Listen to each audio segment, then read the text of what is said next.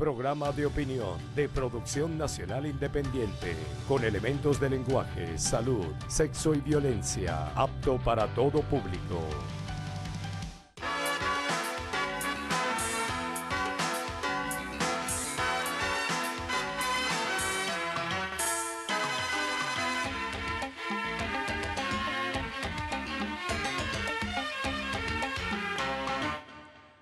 Apreciadas amigas y amigos, no es fácil el momento por el que atraviesa Venezuela. Hay factores empeñados en caotizar la situación y provocar la ruptura del orden constitucional y democrático, incluso con aventuras injerencistas, extranjeras, que afectarían severamente la soberanía nacional. A esto hay que agregar que el concierto internacional que se ha forjado a diario estimula la subversión, y una oposición como la que existe en el país parece apostar al desastre y a la quiebra institucional con tal de acceder al poder. Aparentemente las opciones, salvo la de la violencia, están bloqueadas por ahora.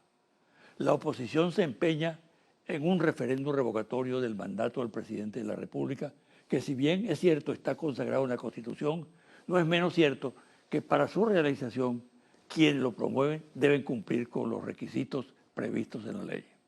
Es por estas circunstancias que todo indica que el revocatorio no se realizará este año. Pero la responsabilidad de que esto ocurra no es del gobierno, del Consejo Nacional Electoral y del chavismo, sino de la propia oposición que en vez de activarlo en el mes de enero, lo hizo en abril, con lo cual inexplicablemente perdió un tiempo valiosísimo. Con posterioridad, en el proceso de recolección del 1% de firmas, incurrió en innumerables errores deliberados o inconscientes. Algunos de ellos tienen características delictuales. Ahora el país está contra la pared. La mayoría quiere paz y rechaza la violencia. Pero la dinámica de los acontecimientos determina que nos aproximemos más a la violencia que a la paz. Estos días que cursan son determinantes en el desenlace final, que puede ser que el país salga ileso y conjure la violencia, o bien que suceda todo lo contrario. Para la próxima semana está prevista la realización de una marcha que la oposición considera fundamental y ha hablado de movilizar 1 millón de personas para la toma de Caracas. En el marco de un ambiente crispado, esa marcha puede tener consecuencias muy graves. Cualquier detalle puede ser explosivo, y aun cuando los promotores de la misma insisten en su carácter cívico, la experiencia revela todo lo contrario. ¿Qué hacer? Apostar a que los acontecimientos se desarrollen con normalidad en el escenario de la calle, sin reflexionar sobre los riesgos y alertar a la ciudadanía, permitiendo así que nos desborden esos hechos.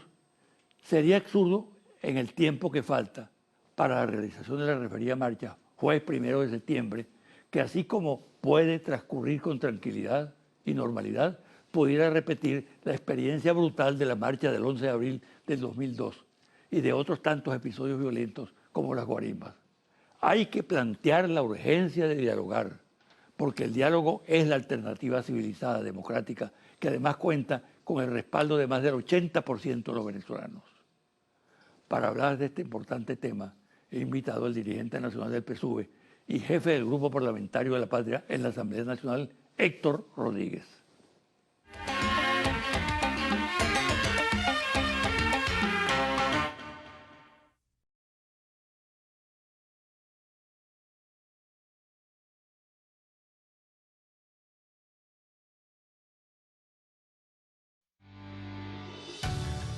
Estás viendo José Vicente Hoy.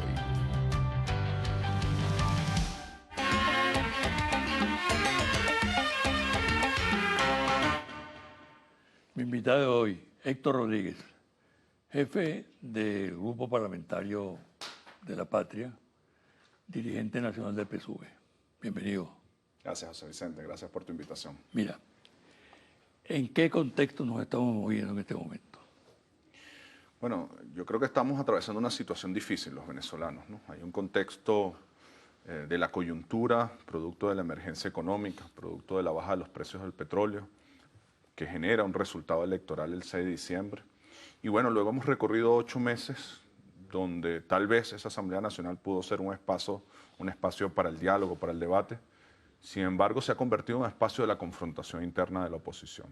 Y yo creo que en esta coyuntura, los sectores más radicales, los sectores más violentos, han tomado control de la oposición venezolana. Yo creo que pudiéramos estar a las puertas, negada por la oposición la posibilidad del diálogo, del debate, de la discusión franca, sincera, de dos modelos contrapuestos que tienen que aprender a respetarse, a coexistir desde el punto de vista de las reglas del juego democrático. Pudiéramos estar en la antesala de un espacio de confrontación. Ojalá que no. Ojalá se imponga la racionalidad, ojalá se imponga la cordura en la política. Tú dices, cuando se analiza el contexto, que hay una responsabilidad evidente de la oposición. Indiscutiblemente. ¿No?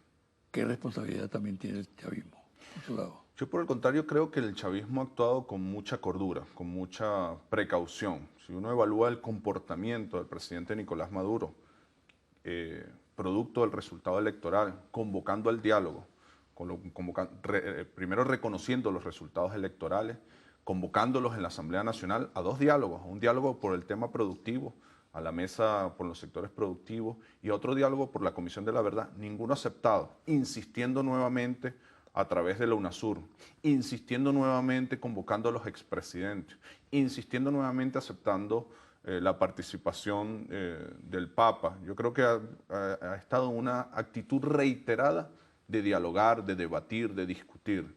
Sin embargo, creo que la oposición se ha encerrado en su propia trampa. Ellos han ido creando un sector de la sociedad, un odio, una rabia, un nivel de violencia y no logran salirse de esa misma trampa. En su trampa de tener que hablarle a su sector más radical no les permite. Tal vez los jefes, creo que aguas abajo puede haber sectores que dialogan, que se acercan, que quieren y creo que nuestra obligación es insistir.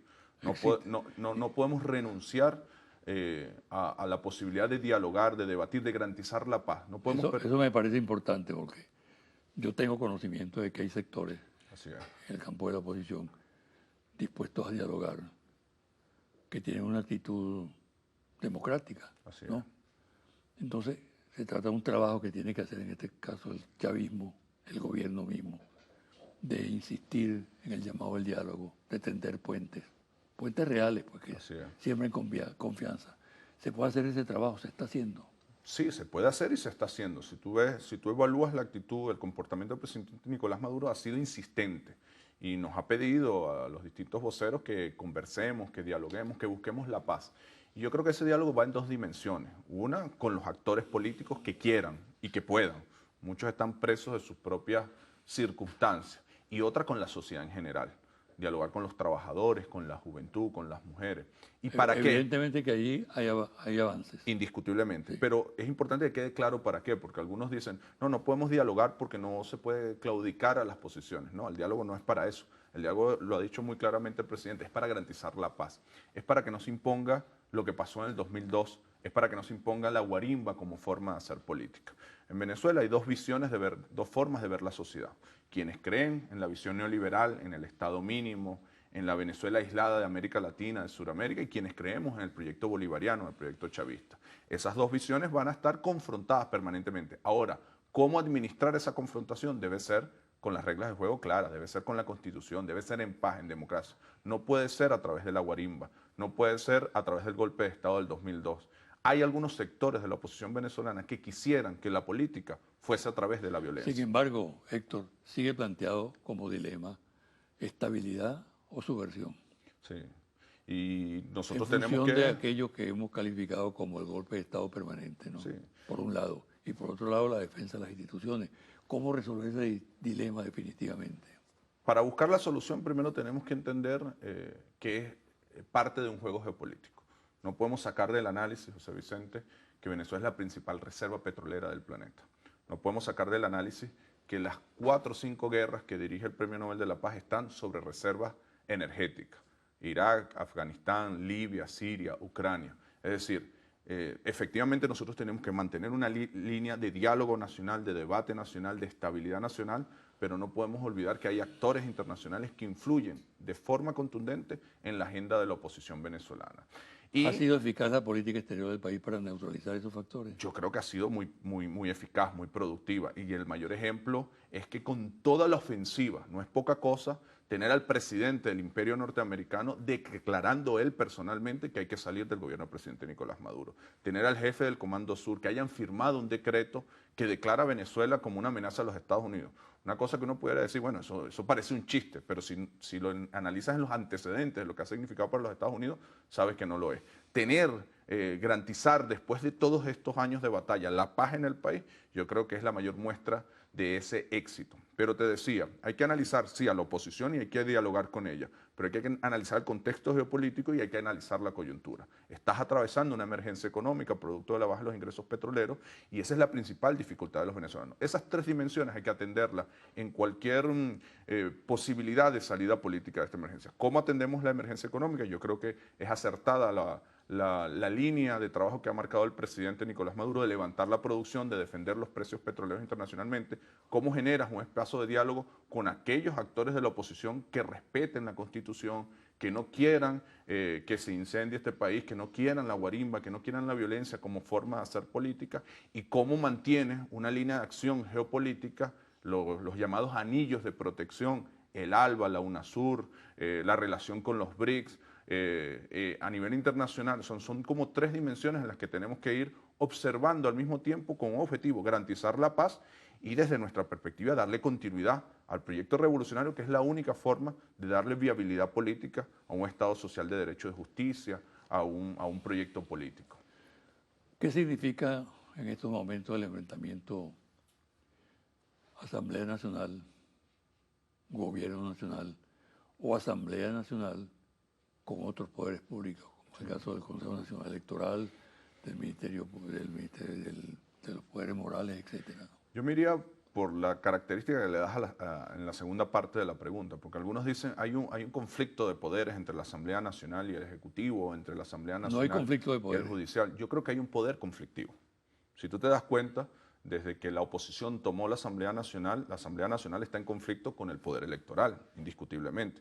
Está en conflicto con el poder judicial, está en conflicto con el poder ejecutivo, está en conflicto con el poder moral, está en conflicto con el poder militar, está en conflicto con el poder popular. Es decir, llegó a la Asamblea Nacional una fuerza política que es contrarrevolucionaria, que quiere desmontar el Estado Social de Derecho y Justicia, que quiere desmontar las misiones, que quiere desmontar una forma de ver la sociedad. Entonces, más allá de un conflicto entre un poder y otro, hay un poder que es conflictivo, que no está... La Asamblea Nacional pudo, en estas circunstancias especiales en las que estamos viviendo, haber sido un espacio de diálogo, un espacio de encuentro, un espacio de debate, un espacio de convocar a todos los sectores de la sociedad para superar esta coyuntura. ¿Qué la condujo a esta Sin embargo, necesidad? cuando tú evalúas, yo creo que varios errores. Primero, ¿quién pusieron a dirigir la política? ¿Quién dirige la política de la MUD y quién dirige la política de la Asamblea Nacional? Bueno, los sectores o los actores más irracionales de la política. Ramos Ayú representa la forma más atroz de hacer política en Venezuela. Tú la conoces muy bien, la has estudiado muy bien. La forma de las desapariciones forzosas, del disparen primero y averigüen después, de la suspensión de garantía, de los bachilleres sin cupo, de la población flotante, de la ley de vagos y maleantes.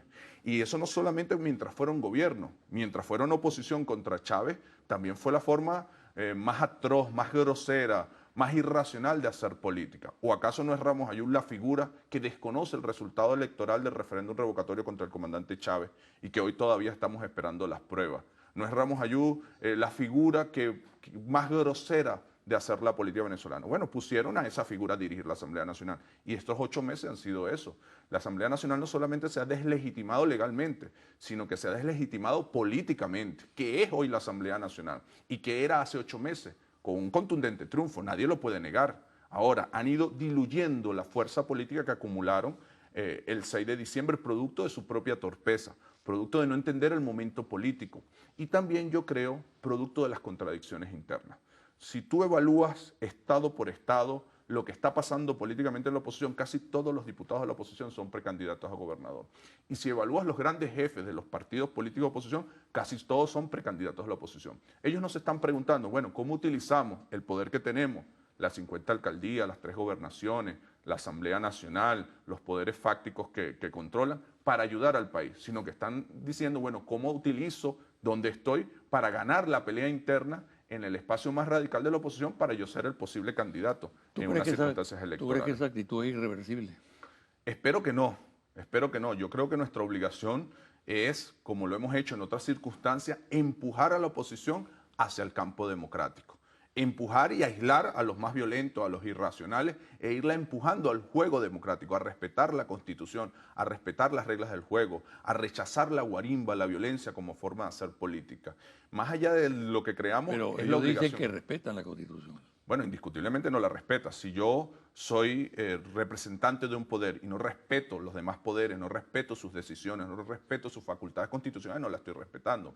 Si yo intento de utilizar un mecanismo constitucional haciendo fraude, poniendo 10.000 muertos a firmar, menores de edad a firmar, no estoy respetando la Constitución. Si yo no respeto los otros actores de los poderes, el presidente de la República, el jefe de Estado, los rectores del CNE, el defensor del pueblo, los magistrados del Tribunal Supremo de Justicia, no estoy respetando la Constitución, porque la Constitución es un paquete, es un sistema político, en el caso venezolano, de 5 poderes que se hacen equilibrio mutuamente. Si yo utilizo un poder nacional para decir, voy a tumbarte, voy a generar violencia, advierto que voy a meter preso a la gente si soy poder de forma irracional, no estoy respetando la Constitución. Es decir, se está imponiendo en algunos sectores de la oposición, lamentablemente son los jefes de la oposición actualmente, se está imponiendo la política del loco, la política de la irracionalidad. ¿Cuál es la obligación nuestra? Bueno, tratar de que la política de la irracionalidad se aísle y se imponga la sindéresis, se imponga la racionalidad política. La mayoría de los venezolanos queremos paz. La mayoría de los venezolanos queremos es trabajar. La situación que estamos viviendo, José Vicente, no se resuelve con referendo, con carta democrática, se resuelve trabajando y produciendo. Es como si fuésemos una gran familia y tuviésemos un problema, nos botaron del trabajo. No nos podemos poner a pelear, nos tenemos que abrazar, proteger y ponernos a producir, echar para adelante. Así somos los venezolanos y las venezolanas. Vamos a hacer una pausa, Héctor.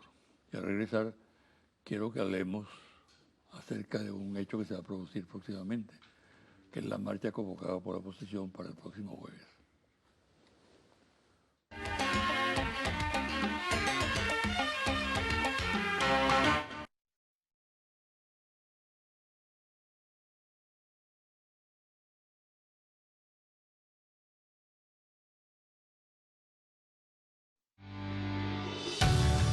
Estás viendo José Vicente Hoy.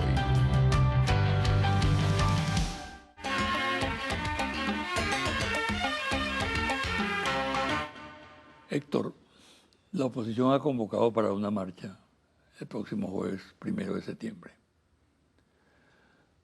Habla de mover para la toma de Caracas a 1 millón de personas, con consignas muy radicales. ¿Está haciendo uso del derecho a manifestar la oposición o por el contrario se trata de una modalidad subversiva más? Sí. Yo creo que esa pregunta hay que analizarla en varias dimensiones. La primera, la dimensión histórica. ¿Cuál ha sido el comportamiento de la oposición en los tiempos de la revolución? ¿Ha sido un comportamiento democrático? ¿Ha sido un comportamiento pacífico? ¿Ha sido un comportamiento respetuoso de tiempos de cambio? Si uno ve cómo reaccionaron a la candidatura del comandante Chávez, cómo reaccionaron políticamente, qué fueron haciendo para evitar ese triunfo, cómo reaccionaron al proceso constituyente, cómo reaccionaron a las leyes que generaron el paro petrolero, qué los hizo, qué los movió a parar la empresa petrolera, al golpe de Estado del 2002, a las primeras guarimbas de la Plaza Altamira, a las guarimbas, a la partida física del comandante Chávez, al plebiscito que fueron por todo el país diciendo que si ellos ganaban las municipales, Nicolás se tenía que ir, a las guarimbas posterior a haber ganado el 75% de las alcaldías, y te das cuenta que son los mismos actores, que fueron los que se llevaron preso en el golpe de Estado al diputado hoy defensor del pueblo, al ministro de Interior y Justicia. Son los mismos actores, no han cambiado los actores. Te hace pensar que estás ante una oposición que no es democrática, que es golpista por naturaleza, que arrebata el poder. Ahí hay una dimensión que hay que estudiar. Segundo, lo que hay que estudiar es qué ha pasado en estos 8 meses. Después de una gran victoria que tienes que reconocerle, te insisto, han dilapidado ese resultado. Y bueno, la última movilización que tuvieron en Caracas, creo que a finales de julio, fue un fracaso absoluto, que es cuando ellos frenan y dicen, no, no, no, vamos a convocar marcha dentro de un mes, 1 de septiembre. Ha perdido la capacidad de convocatoria. Yo creo que se han desconectado del pueblo. En su obsesión por llegar a Miraflores, no se dan cuenta que la prioridad del pueblo ahorita es lo que está planteando el presidente Nicolás Maduro. Es resolver el problema de las colas, del desabastecimiento. Es que el pueblo nos está pidiendo, trabajemos todos para salir de este problema. Por eso el presidente convoca, vengan, vamos a trabajar, vamos a resolver este problema. Después seguimos discutiendo las demás cosas. Pero ahorita, en momentos de emergencia, el pueblo aspira a que la mayoría nos pongamos a trabajar para resolver el problema. Y eso los ha desconectado del pueblo. Y eso los hizo pensar, primero, en hacer una pausa. Se fueron de vacaciones, prácticamente en agosto no hicieron política. Un poco porque vienen de fracaso en fracaso. Y segundo, apostar, tú decías, con consignas muy radicales al sector más radical. Ojalá esto no sea el inicio. Yo no creo que es una fecha, no creo que lo estén planteando como una fecha. Ojalá no sea el inicio de una nueva etapa de guarimba. Creo que ha quedado suficientemente demostrado con el golpe de Estado del 2002, con las guarimbas de la Plaza Altamira, con las guarimbas del 2014, con el llamado a descargar la rabia por el ex candidato Capriles Radonsky, que este pueblo quiere paz. Más allá de los que son chavistas, de los que son escuálidos, de los que son ninis, la mayoría de este pueblo quiere paz. En una cola que para comprar algún producto seguramente hay chavistas, escuálidos y ninis, pero eso no se están entrando a piña, eso no se están ofendiendo, están más bien en una actitud de solidaridad, de acompañarse para salir de la emergencia. Yo creo que la convocatoria, en Venezuela hay plena democracia. Aquí cualquiera puede hacer una manifestación, puede convocar a una movilización. Lo que no pueden es tratar de incendiar el país. Lo que no pueden es imponernos el degollamiento de motorizados, la quema de Simoncitos, la guarimba como forma de hacer política. Esa la tenemos que rechazar todas y todos los venezolanos. ¿Tú te atreves a hacer un pronóstico para el próximo jueves? Es difícil. ¿Normalidad? Es difícil. ¿O violencia? Yo creo que la mayoría del país quiere paz. Sin embargo, también estoy consciente de que en los sectores, en la oposición, hay sectores muy llenos de odio, muy llenos de violencia, y hay actores dirigiendo la política muy irracionales. Yo, más que un pronóstico, apuesto a que se imponga la racionalidad, a que se imponga la voluntad de la mayoría de los venezolanos y las venezolanas, que es la paz. No quiere decir que no vamos a seguir teniendo diferencias y que las vamos a debatir con pasión como característica del ser venezolano, pero con respeto, entendiendo que de aquel lado hay un ser humano y de este lado hay un ser humano. Entonces, más allá que un pronóstico, yo apostaría a una invitación, que nos impongamos los que queremos la paz. Tenemos que imponer la paz. No puede ser la guarimba la que se imponga como forma de hacer política. ¿Qué respuesta daría el chavismo el próximo jueves? En la calle. Más allá del jueves. Porque es un problema de calle también. Más allá del jueves, nosotros venimos dando una respuesta contundente durante todos estos días. Tú has visto las movilizaciones del Partido Socialista Unido de Venezuela, en Carabobo, en Amazonas, en Bolívar, en Zulia, en Yaracuy, en Caracas. Nosotros vamos a seguir donde naturalmente somos. Nosotros somos el chavismo va a estar en la calle. Nosotros somos una fuerza histórica, nosotros no somos una coyuntura electoral. Exacto. Y vamos a seguir en la calle. No un día, José Vicente. Esto es importante que quede claro. Nosotros vamos a estar en la calle permanentemente, todos los días, con el pueblo, junto al pueblo, movilizado, defendiendo la revolución, defendiendo la paz. Vamos a estar en la calle defendiendo la paz. ¿Estás consciente de que cualquier acto de violencia que se produzca ese día va a ser especulado al máximo, sobre todo en el exterior, con fotografías impactantes? Sí. Y no solamente eso, sobre Venezuela. No hay sectores que buscan precisamente eso, el efecto mediático. Creo que Venezuela ha estado sometida los últimos 17 años a una campaña brutal a nivel internacional. A veces incluso con fotos que son falsas. Tú debes haber visto por las redes, por la prensa internacional, fotos de cosas que han pasado de violación de derechos humanos a manifestaciones en otros países y la titulan como Venezuela.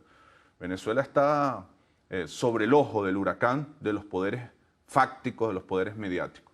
Nosotros tenemos que trabajar para garantizar la paz y para echar el país adelante. Los pueblos del mundo tienen mucha conciencia.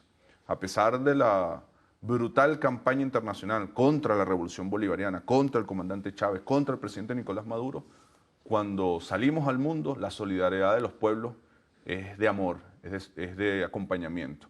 Tenemos la razón histórica, José Vicente. Nosotros estamos trabajando porque el país sea un país productivo. Estamos trabajando porque el país salga adelante. Mira, en esta situación de emergencia económica, aquí no se ha parado la construcción de vivienda, no se ha parado una escuela, no se ha parado un CDI, se han aumentado salarios. Si hoy gobernara cualquier vocero de las visiones neoliberales, ¿qué es lo primero que hubiesen hecho? Lo que hicieron en los 90 y lo que hoy hacen en Europa. Aumentar la edad de pensión, Lo que está haciendo Macri en parar los Argentina. salarios, lo que está haciendo Macri, despedir trabajadores, lo que está haciendo Temer, lo que hicieron en España, lo que hicieron en Grecia, el paquete neoliberal. Y los pueblos ven eso también. Así como ven la falsedad del poder mediático, también ven que un pueblo que en tiempos difíciles, no solamente en tiempos de bonanza petrolera, en tiempos difíciles apuesta a proteger a su pueblo, apuesta a las misiones, apuesta a seguir construyendo viviendas, a seguir entregando pensiones, a seguir construyendo escuelas, apuesta a la dignidad de su pueblo. Es fácil en tiempos de bonanza hacer esas cosas, difícil es en tiempos de dificultad decir nosotros seguimos defendiendo el Estado Social de Derecho y de Justicia, seguimos defendiendo las misiones, seguimos aumentando salarios, seguimos apostando a las pensiones. Hay posibilidades de superar la crisis económica. Indiscutiblemente. Esto es una emergencia económica. Pero lo dices por voluntarismo. No, no solamente por voluntarismo, un estudio, un análisis real de la situación.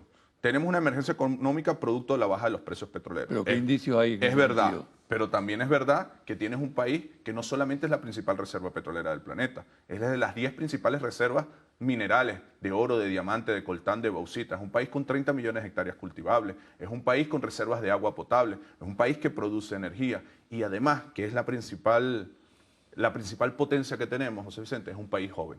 El 60% de la población venezolana es joven y su juventud es la juventud más formada en 200 años de historia republicana. Es decir, lo que más me da seguridad de que nosotros vamos a salir para adelante, que vamos a superar esta emergencia, que vamos a ser un país potente, es nuestra juventud, es nuestra capacidad, es el amor que tenemos por esta patria. Mira, yo creo que la oposición, la derecha y los Estados Unidos cometen un error al no estudiar nuestra historia. Ellos creen, creo yo, que su táctica es, bueno, si los apretamos se rinden. Los bolivarianos, los chavistas, jamás nos rendimos. Nos crecemos ante las dificultades. Cruzamos los Andes caminando en alpargatas, si es necesario, por nuestros sueños, por nuestros objetivos, por nuestros proyectos. Esta es una dificultad más. Toda fuerza histórica atraviesa dificultades. Es una dificultad más y ante ella nos creceremos y la superaremos y la venceremos. ¿Es voluntarismo? No. Es un análisis de las condiciones reales. ¿Hay condiciones para superar esta emergencia en Venezuela? Indiscutiblemente la hay. Las hay en su potencial económico, las hay en su voluntad política y las hay en su capacidad humana. ¿Tú crees que se puede decir que está garantizada la estabilidad democrática en el país? La estabilidad, la libertad, la democracia, la soberanía nunca van a estar garantizadas plenamente. Las tendremos que pelear permanentemente. Ahora, lo que sí te puedo decir es que hay una generación formada por Chávez que está dispuesta y tiene la capacidad para defender la estabilidad, para defender la democracia, para defender la soberanía y para echar este país adelante. Yo creo que la mayor garantía está en su pueblo, un pueblo muy consciente.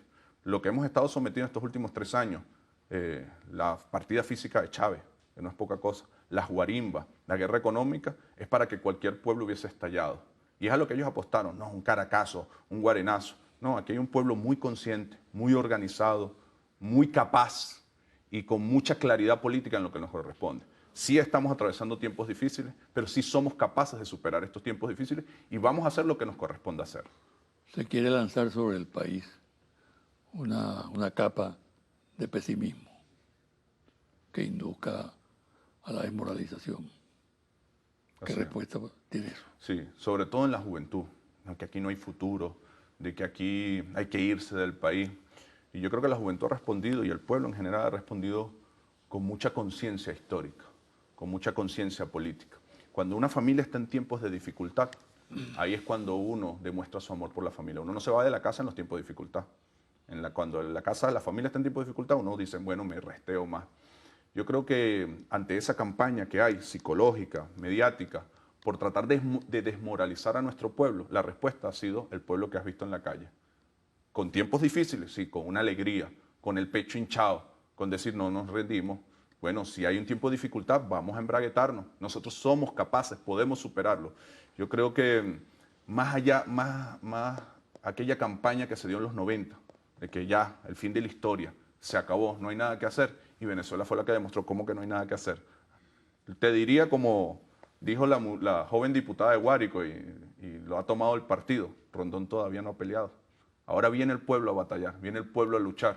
Y la esperanza, José Vicente, jamás nos la van a quitar. La sonrisa, la hermosura, la ternura, nunca nos la van a quitar. Este es un pueblo noble y trabajador por naturaleza. Y contra eso no hay campaña mediática o psicológica que pueda. Bueno, muchas gracias. Gracias a ti. Un placer siempre estar contigo.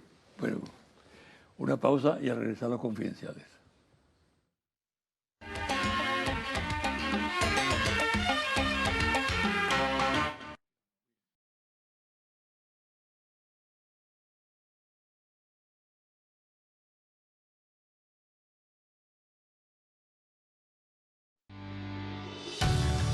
Estás viendo José Vicente Hoy.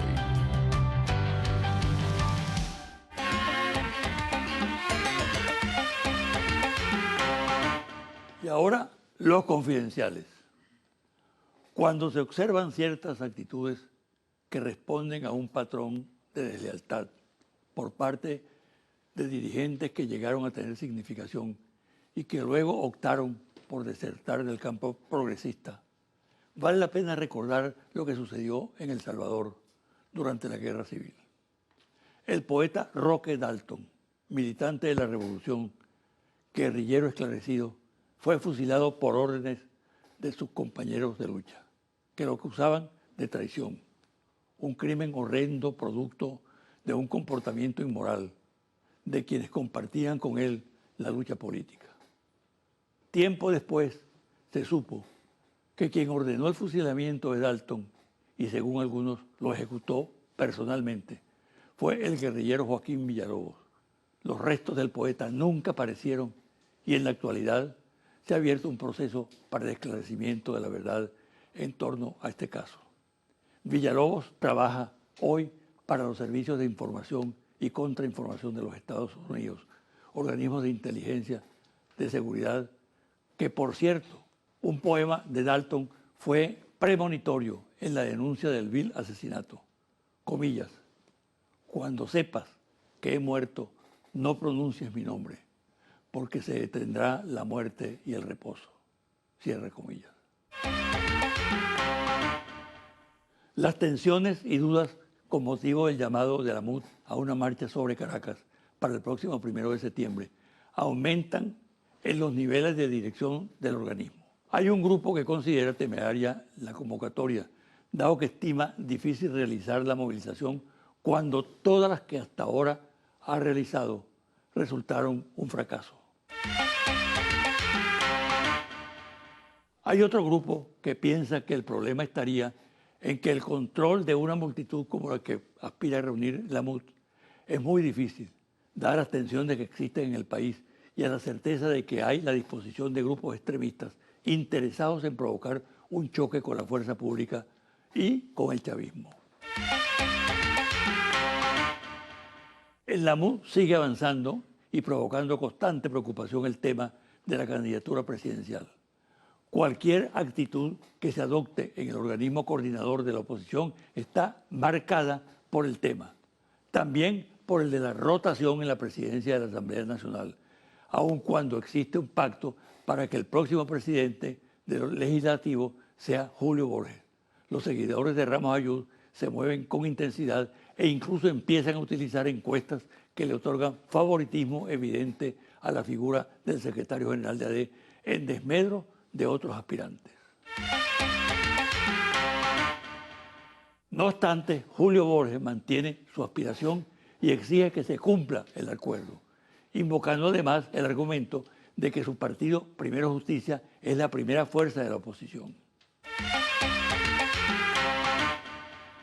Cuando se habla de delitos, por ejemplo, asesinato de personas, la información de los medios siempre atribuye la autoría de estos a sicarios o a paramilitares. Pero lo cierto es que vienen ocurriendo crímenes que tienen un claro origen político. Ejemplo, últimamente y en diferentes circunstancias fueron asesinadas las siguientes personas. Elizabeth Aguilera, dirigente social militante del PSUV en la Cota 905, Caracas. Un grupo le dio muerte en su propia casa y su cadáver fue quemado en plena calle. Un segundo caso fue el del coronel ejército Mariano Mosquera Ugarte, asesinado en Valencia, Estado Carabobo, abogado, juez militar, que tuvo en sus manos varios casos de personas vinculadas a la política. Y un tercer caso es el de la concejal del PSUV y luchadora social en Cagua, Estado Aragua, Shirley Guilarte. Están investigando los organismos policiales y la seguridad del Estado con seriedad y con la urgencia debida estos crímenes, donde el dato político es fundamental. El presidente de Argentina, Mauricio Macri, quien apenas tiene 8 meses en el gobierno, tiene repudio creciente en el país por las medidas económicas y sociales neoliberales que aplica por el desprecio hacia la causa de los derechos humanos y la represión que ha desatado contra el movimiento popular. Ahora está negociando con los Estados Unidos la instalación y funcionamiento de 2 bases militares en suelo argentino.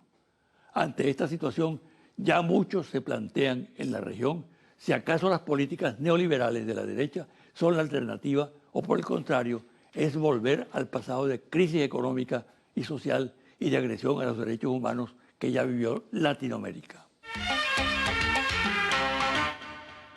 Los Estados Unidos están trabajando en la ampliación de sus políticas en la región con operaciones clandestinas, pese a que siendo los temas pautados son la paz, la seguridad y defensa, narcotráfico. Participan activamente, sin embargo, sus especialistas en asuntos estratégicos, asesores militares y sobre todo la Agencia Central de Inteligencia CIA con fines políticos y desestabilizadores, operando con base en Colombia, lo cual convierte a este país en epicentro de esa política con miras a extender hacia otros países de la región. Acompañando en estas políticas y doctrinas militares está la estrategia del Comando Sur en América Latina, que mantiene enfoques muy bien definidos. Según su jefe, el almirante Kurt W. Titt, se vienen monitoreando las actividades de China y Rusia, además de la influencia de Irán en la región, así como el flujo de ilícitos, armas, personas, desastres naturales y crisis humanitaria. Confidencial al cierre, Interlaces. Confidencial al cierre, reporte ejecutivo. Ficha técnica, 1.418 entrevistas directas en hogares en 22 estados del país, del 1 de agosto al 8 de agosto de 2016. Resultados, índice general de desabastecimiento en hogares. Número 1, el índice de desabastecimiento en el hogar, elaborado por Interlaces, revela una importante desaceleración al pasar del 45,20 en julio a 41,50 para la segunda semana de agosto, lo que quiere decir que aumenta el 3,7 el porcentaje de productos disponibles en el hogar. Número 2. El índice de desabastecimiento en el hogar de Interlaces evalúa 42 productos de la canasta alimentaria normativa que tienen mayor incidencia en la conflictividad social y en la valoración de gestión del gobierno nacional. Número 3. La reducción del desabastecimiento se explica por la mayor disponibilidad de los siguientes productos: pan, salsa de tomate y papel higiénico, los cuales se ubicaron por debajo del promedio nacional de desabastecimiento en agosto. Número 4. Las regiones menos abastecidas del país son la región oriental con 51,7%, la región Los Llanos con 47,86%. Número 5. Por nivel socioeconómico, los hogares más humildes declaran 48,73% de desabastecimiento, mientras que los hogares más ricos disponen de más productos con un nivel de desabastecimiento de solo 21,58%. Los hogares del nivel socioeconómico B declaran 26% de desabastecimiento y 37% los hogares del nivel C, mientras que el nivel D manifiesta 43% de desabastecimiento. En el hogar se impone entonces una revisión de la efectividad de los programas sociales dedicados al abastecimiento de alimentos en los sectores más pobres del país. Número 6. La investigación de Interlaces revela también cuáles son los 5 productos que más buscó y no consiguió el venezolano durante la segunda semana de agosto. Jabón de baño, de desodorantes, pasta dental, champú y papel higiénico. Número 7. En conclusión, la espiral de desabastecimiento en el país se ha venido estabilizando en torno al 41% con tendencia a la baja, debido principalmente a la actualización de precios de los principales productos de la canasta básica del venezolano. Número 8. La lentitud en la revisión de los precios de los productos de aseo personal ha sido la causa principal por la que sigue siendo la categoría más desabastecida en el hogar y que solo se consigna a través de los bachaqueros y por medio de canales informales como el trueque. Hasta aquí el programa de hoy. Me despido hasta el próximo domingo a las 9 de la mañana por este su canal Televen.